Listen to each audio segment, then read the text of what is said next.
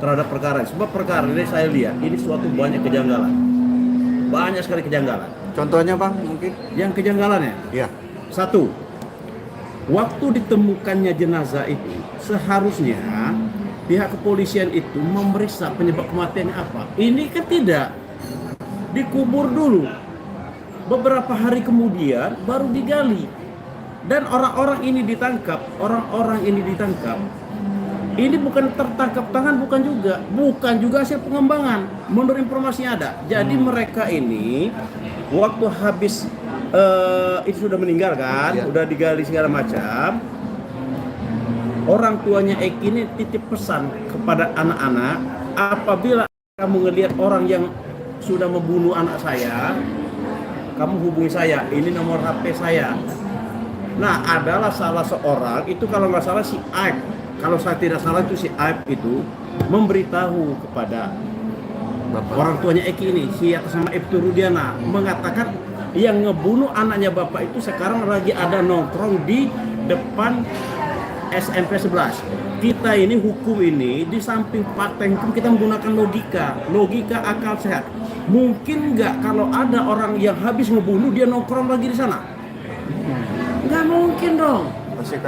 Pasti kabur. Iya. Nah, setelah ditangkap yang orang ini tadi, yang ayat di depan itu tadi, termasuk si Saka itu kalau nggak salah, ditangkap, diinterogasi. Menurut informasi yang ada, interogasi ini dia menggunakan kekerasan. Ini kita dapatkan informasi yang ada. Nah, sekarang ini maksud saya diperkuat lagi keterangan dari Polda sendiri mengatakan si Andi itu adalah fiktif. Perkara ini awalnya, ini saya jelaskan ya, perkara ini adalah ada setiap pembunuhan perencanaan 340 itu pasti ada motivasi dan ada dendam. Antara korban sama pelaku pasti saling mengenal. Sementara di dalam cerita, di dalam putusan pengadilan ini ceritanya loh, saya membaca putusan pengadilan. Pada tanggal 27 Agustus 2016, anak-anak ini nongkrong di depan SMP 11. Jam 8, si Andi menceritakan kepada mereka yang lagi minum-minum ini, kalau Andi ini, kelompok mereka, geng ini lagi bermasalah, kelompoknya Andi ini lagi bermasalah ke ektasi, geng motor ektasi. Nah, si korban ini, si Eki ini kebetulan jam 21 lewat menggunakan jaket ektasi. Makanya dikejar sama yang lagi minum ini tadi. Ini menurut putusan pengadilan. Dikejar, setelah itu ketangkap, dibawa ke lahan yang kosong, digebukin. Karena menurut informasi si Dani, ini kita fokus ke si Dani dan sama si Andi, termasuk ke yang dituduhkan terhadap klien kami, si Peggy. Iya. Dani ini melakukan pemukulan menggunakan balok atau barang yang keras, termasuk si Andi.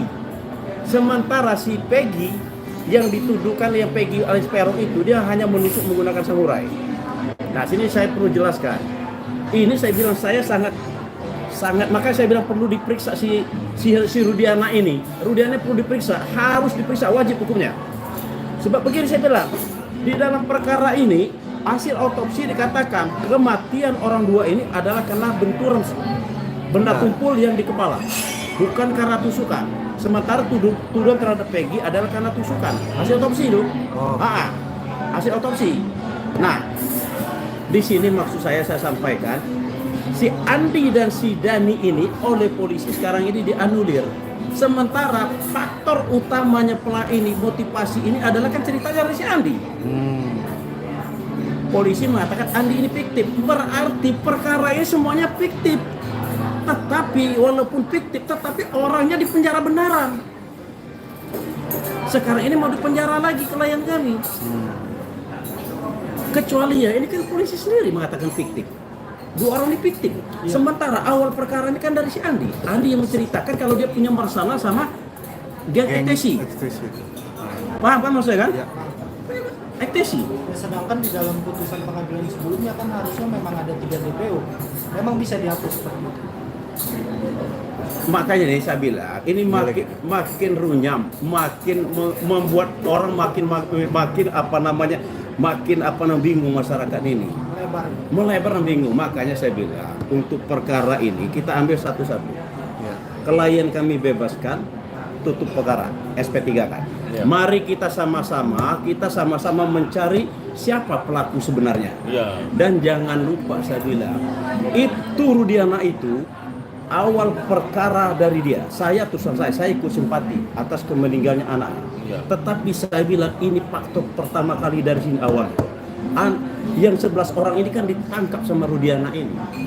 Diserahkan ke Polsek, diserahkan ke Polres. Tapi saya tanda tanya. Heran juga. Di kepolisian ini kok Kapolresnya dipromosikan loh. Kami itu sangat, bukan ini kita tidak membedakan institusi ya. Saya tidak membedakan institusi. Pengalaman saya di tubuh di TNI, kami setiap tahun itu ada wasrik, pengawasan pemeriksaan. Kami tanya itu penyebab ini kenapa belum selesai, ada apa. Nah sementara untuk di Polres ini maksud saya di Polres khusus di Polres Cirebon ini kan katanya ada DPO 3. Pernah nggak wasrik dari Polda menanyakan bagaimana penyelesaian kasus ini? Kalau saya lihat ini tidak ada pengawasan, makanya ini perlu pengawasan, perlu reformasi, benar-benar reformasi di tubuh Polri ini. Menurut saya begitu.